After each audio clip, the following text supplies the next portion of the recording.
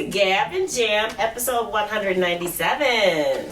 All right, so what are we talking about today? All right, today our episode is, are you motivated by the push or the pull? All right, so that means you got to explain what that means. I know. Okay, so first of all, why does any of this matter? It matters because the more you know yourself, the better you can position yourself with the ebbs and flows. We talked about life is about ebbs and flows, and there are times when things are great and times when they're not so great. You need to be able to motivate yourself. And so by knowing whether or not the pull is when people are behind you, cheering you on. For most people, it's their friends and family. And so knowing that helps motivate you, getting that approval. So they're pulling you forward. Yes. Oh, okay. All right. And the push is when you create because you are pushing people back, as far as saying they say you're no good, or the critics are criticizing you, or that you'll never be anything. To prove people wrong. To prove people wrong. Right. That you create work. There are some people who've built their career, like Barbara Corcoran always tells a story about her ex-boyfriend who said, "Oh, you'll never be anything without me," and then she went on to, and then she said she always remembers that when she is at a valley. Right. I felt like even for Prince, it was like a motivator. Like it was his father. It's like his father was very, very hard on him, and so he seemed like he had to prove that he was as good as his father, if not better. If not better. Exactly. Right. So, yeah.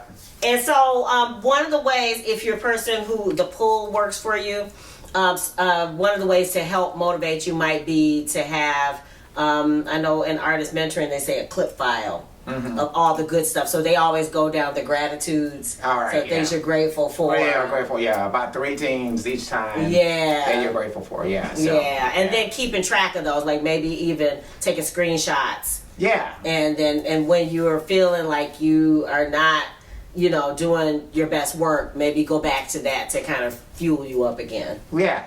I mean, if you get reviews from fans or from whoever, that is good to kind of keep that, so that then when you're going through one of the valleys, you can always refer back. And you'll see how big and extensive. We're starting to do more of that, and now they're really starting to pile up. It's like, well, geez, you don't really think about how many good things have happened for you, because a lot of times we focus on the bad. Yeah. So that's one of those ways. However, if you're a person and the push is what is motivating you, I still recommend doing the same thing. Yeah, then you do the opposite, right? Right. So now you're just going to keep some of the bad things that people have said, right? So that you can always prove them wrong. Right, that you can always feel motivated to kind of create against that. And I guess that's the whole punk rock movement. Yeah. That's the whole rap movement where, people say it's not music, it'll never be anything, it's not worth anything.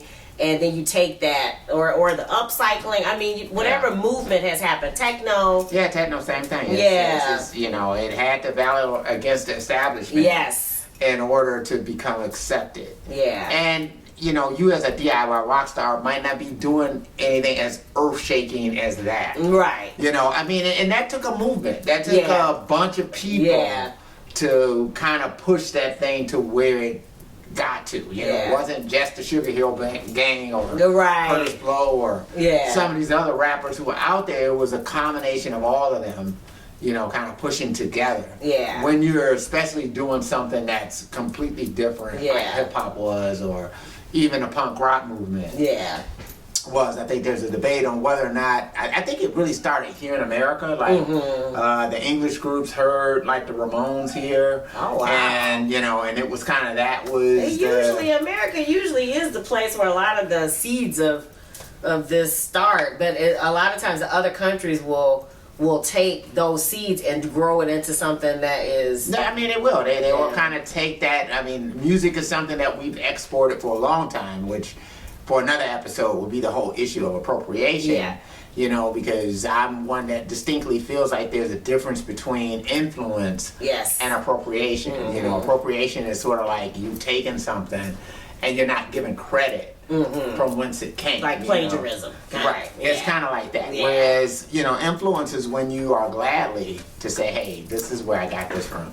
So, I mean, kind of going back to where we are, or what we were just talking about, is that, you know, you kind of have to figure out what's going to be your spark, or what is your spark to do it. And maybe it's a combination. I was about to say, because I think at different times I'm on both sides of that spectrum. There's sometimes when it's the good stuff that makes me say, maybe I should do more of that. And then sometimes it's the like you said, maybe it's the not hearing anything that makes me say, well, I'm going to put this stuff out anyway. Right. You know, I'm going to do it anyway because it pleases me, and even if it's ruffling people the wrong way or whatever, or whether they're apathetic toward it, it doesn't matter. It pleases me. And that's the other part of it. I think that's the one that kind of falls in between all of that, is that at the end of the day, you have to just be motivated to create. Yeah. And you have to figure out ways to make sure that you're being creative, that you're doing things, even things that you don't like. And I know that's tough to do. I'll admit to that. It's very tough to finish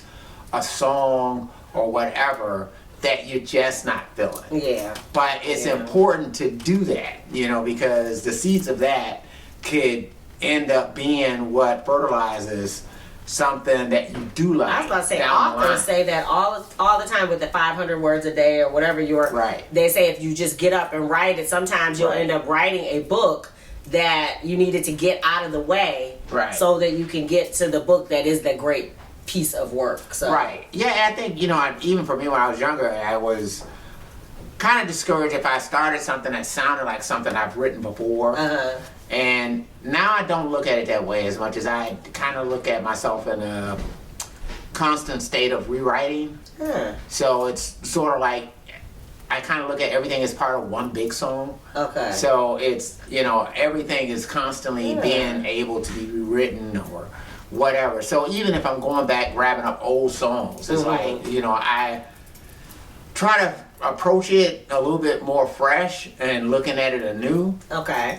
And, you know, then that way, you know, I might be able to add something to the song that wasn't there before. Okay. If I kind of look at it as being something organically new within this moment. Okay. And I'm saying that's the same thing with things that you may be kind of lukewarm about. If you kind of grab it up and you say, well, I kind of like this little part, and never be afraid to change it. Again, and you can rewrite anything. You always can rewrite, redo, whatever. You always. And if you happen to be in that pool situation, I think Björk was supposed to be like that, where she constantly asked, you know, people when they stop by the house, hey, I got this song, listen to it, give me a part, or tell me what you think of it, or what, you know. And so she was constantly in you know, there are people around me who help fuel this. Right. And so that was always supposed to be her method. They were saying she was always, like, you wouldn't stop by her house without her pushing a song at you and saying, give me a part.